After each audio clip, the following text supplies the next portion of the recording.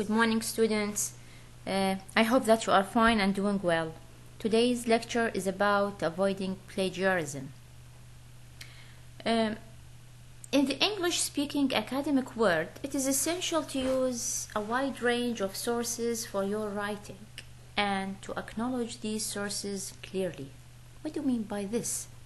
It means that when we do a sort of academic writing, we have to put into consideration that we rely on a number of sources in our writing, and using these sources is to be acknowledged, is to be considered, is to be written, which means that we have to refer to the books, to the articles, to the sources that we are using in our writing.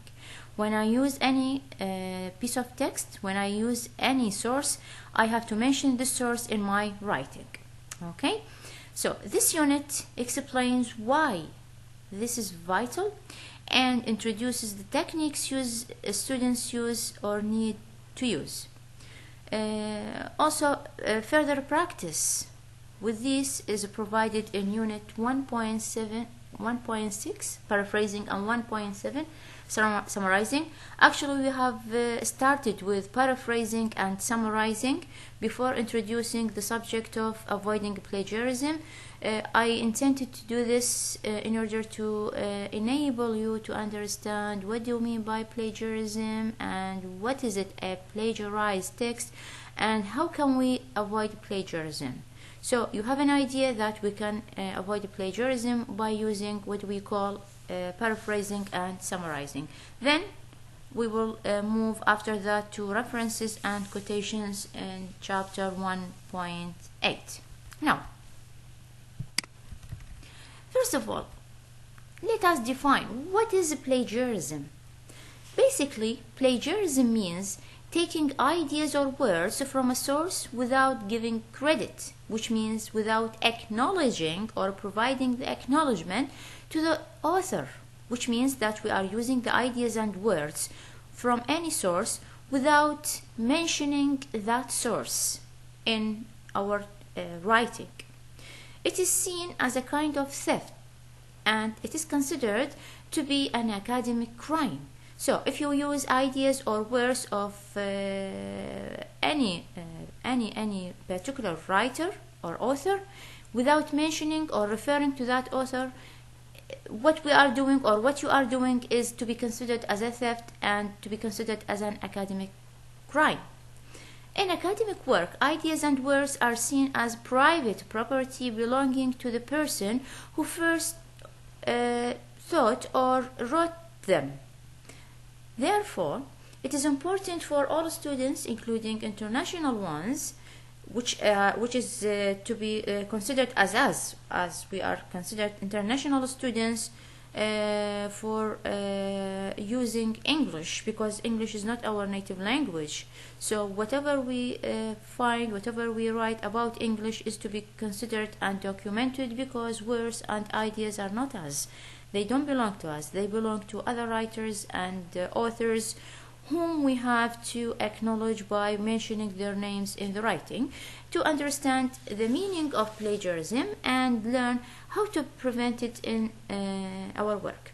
The main difficulty that the students face is that they are expected here to show that they have read the principal experts on a subject by giving citations and to explain these ideas in their own words and come to their own original conclusions. So the difficulty students are expected to face is that they are expected to show that they have read the original text or they have read the principal experts on a subject by giving the citations, and also when we come to explain the ideas in our words and to come with our own original conclusions, we have to refer to the original text or to the original writers and authors of that text. Okay? So there are several reasons why students must avoid plagiarism. Why do you think that we have to avoid plagiarism or taking materials, taking words and ideas from other authors or researchers or other people without referring to them, without mentioning their names in our writing. Number one, copying the work of others will not help you develop your own understanding, which means that if we rely on the words of others, we are not going to develop our own way of writing, to develop our own way of thinking and constructing ideas and putting ideas into words on paper. This is the first reason. The second reason, to show that you understand the rules of the academic community. If we refer to the people from whom we have taken the words or ideas, it means that we are familiar with the rules of the academic community, because the academic community doesn't accept having information, ideas, words, and material from a particular text without referring to it. The other reason is that plagiarism is easily detected by teachers and computer software. If you plagiarize, it is not that difficult for teachers to know that you have already plagiarized, and this is due to having computer softwares that will enable teachers and enable scholars to identify the material that you have written as being plagiarized or acceptable. And the fourth reason is that it may lead to failing a course or even having to leave the college. If you plagiarize, it leads you to fail in the course, and at the end of the way you are forced or obliged to leave the college, because this goes against the rules of the academic community. Okay? The question now, since plagiarism is not acceptable and since we are highly recommended to avoid it, so we have to know in what way I can avoid plagiarism. If you borrow from or refer to the work of another person, you must show that you have done this by providing the correct acknowledgement. So what are the ways through which we can avoid plagiarism and acknowledge people and sources from which we have taken the material? We have two ways. The writer of the book is giving us two ways, either by using summary and citation or by using quotation and citation. Summary and citation. For example, this is an example. Smith, 2009, claims that the modern state wields power in new ways. Here, what I'm giving is actually a summary, and this summary is accompanied by or accompanied with a citation. Citation is done here by mentioning the name of the writer, Smith, and the year of the publication of the book or of the article of the text, 2009. So here we have the summary starting from claims that the modern state, etc. till the end, and we have the citation. The citation is expressed or used in the form of the name, the last name of the author, and the year of the publication.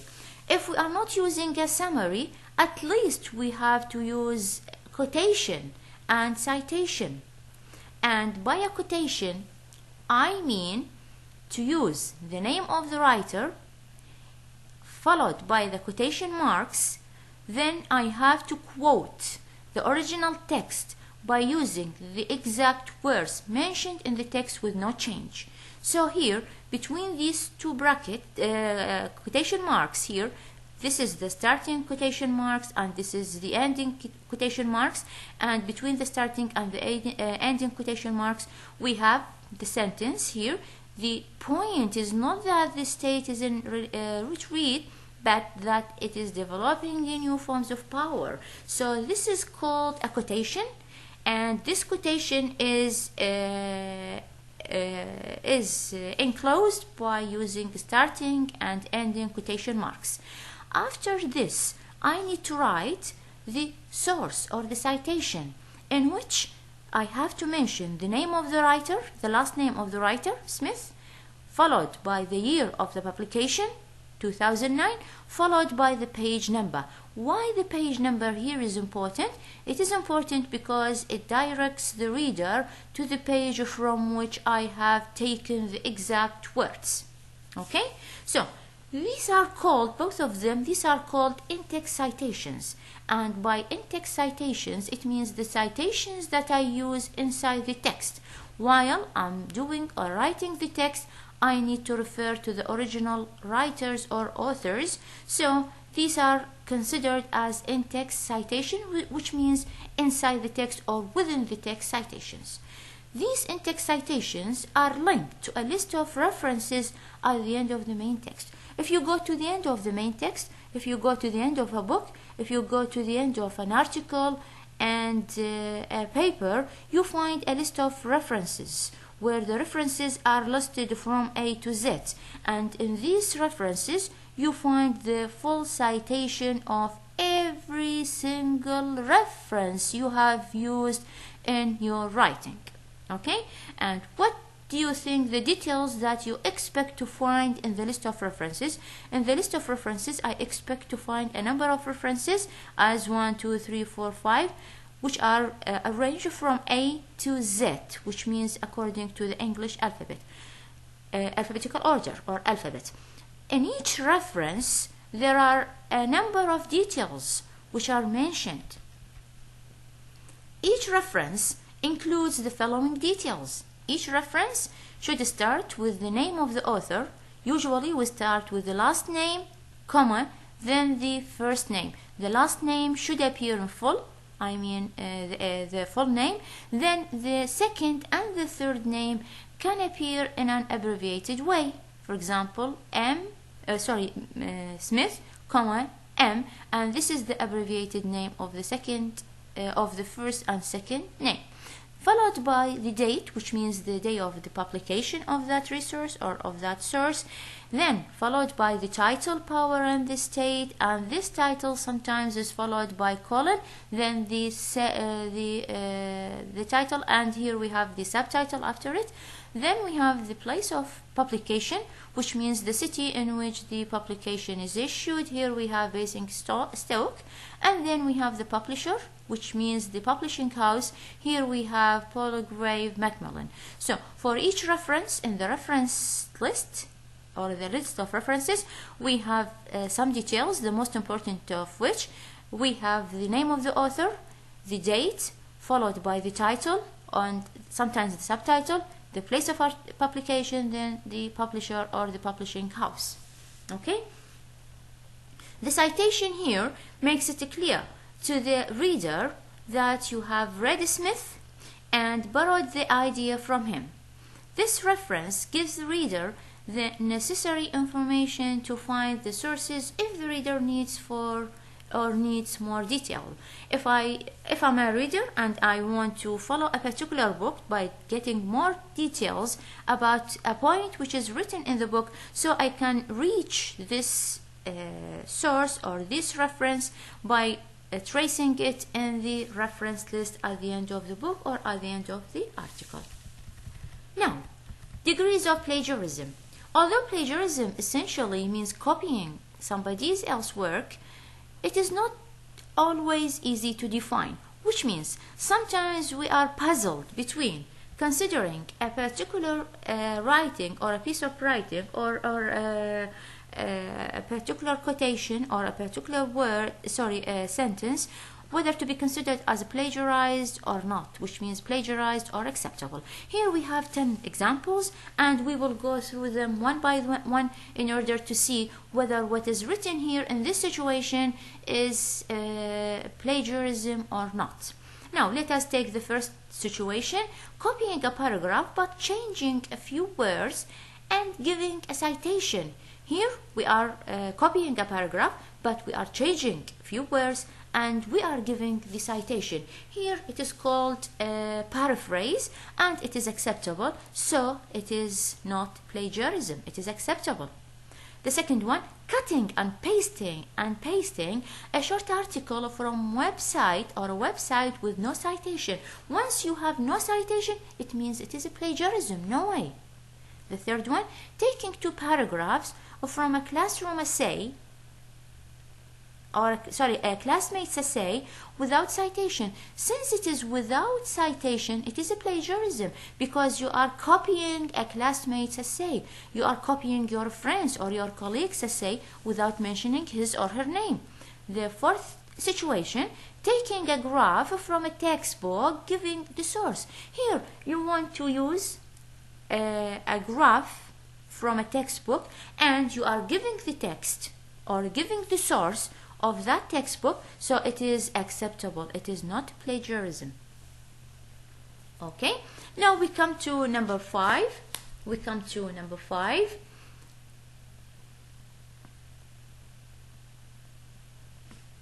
Sorry, here taking a graph from a textbook, giving the source. Yes, it is acceptable. We said it is acceptable. Now we come to number 5, and number 5,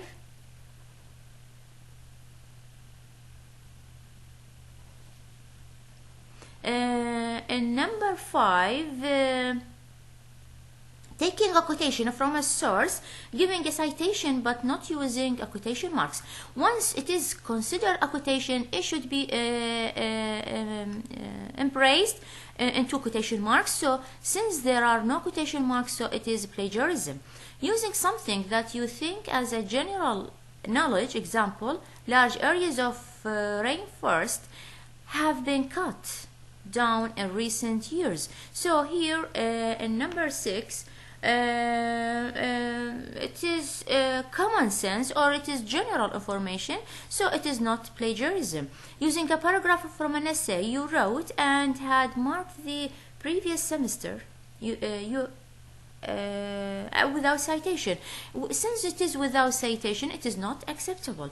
Using the result of your own research from a survey without citation. So we since you are using your own results and it is from a survey, so here it is not to be considered plagiarism.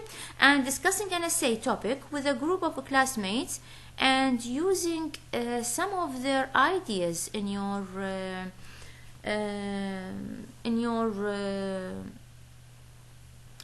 own work, so it is to be considered plagiarism, because you have to refer to them, and giving a citation for some information but misspelled the author's name. Here also it is to be considered as plagiarism, because once you misspell, you have some mistake in the author's name or in the year of publication, so it is also to be considered as plagiarism, so you have to avoid this. Now, avoiding plagiarism. How can we avoid plagiarism? Okay, quotations should not be overused, so we cannot use quotations throughout the whole writing. We have to shift to other ways or other techniques that are acceptable and that can be used in order to decrease the amount of plagiarism. So in addition to having quotations with quotation marks, also we have paraphrasing and summarizing.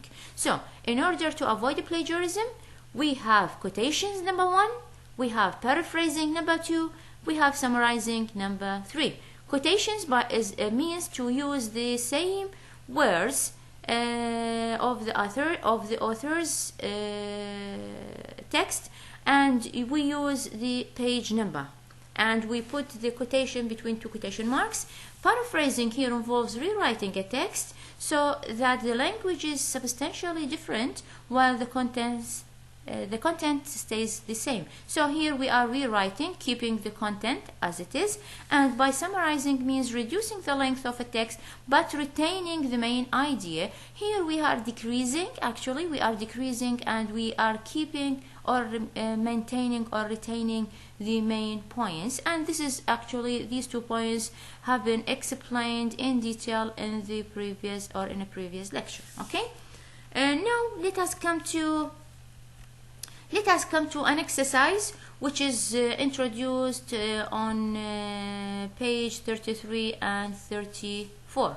Here we have a paragraph, and this paragraph is taken from The Age of Revolution by Eric Hobsbawm in 1995, and is taken from page, if you like to go back to this book, from page 45.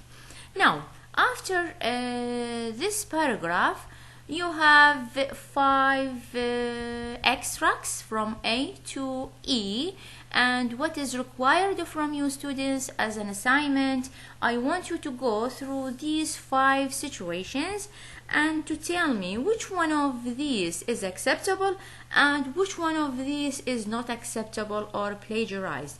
If it is acceptable, tell me why in 2 or 3 words.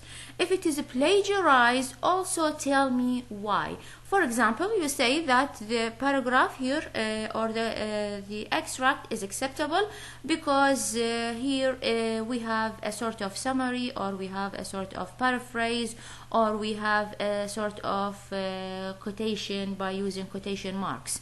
If it is not acceptable, tell me why also. Okay, so I expect from you to go through these 5 extracts and to tell me the reason for being plagiarized or acceptable. Whether plagiarized or acceptable, you have to tell me why. Okay? Now, in number 5, avoiding plagiarism by developing good study habits. In order to avoid plagiarism, or we can avoid plagiarism by developing good study habits. Among the good study habits that we have to learn in order to avoid plagiarism, plan your work carefully so you don't have to write the essay at the last minute. We have to plan our work so we are not forced, we are not obliged to write the essay at the very end. So since you have a planning, you can arrange your ideas step by step, and there is no need to write the essay in the last minute and you are forced to use plagiarism. Also, take care to make notes in your own words, not copying from the source. It is very important to write your notes, and then you put these notes in according to the plan that you have in an organized way, and then you have to develop these notes into a whole text. Then keep a record of all the sources you use. Since you are listing all the references that you have, including the author, the date, the title, the page number, the publisher, this enables you to create a good habit of listing the sources and putting them at hand, and make sure your in-text citations are all included in the list of references. Make sure that all the in-text citations inside the text, from the beginning, the middle, the end, all these inside texts or in-text citations, they are all included in the list of references at the end. If you are using 50 in-text citations, so you are required to provide 50 references in the list of references at the end of the book or at the end of the article. In number 6, here we have a question.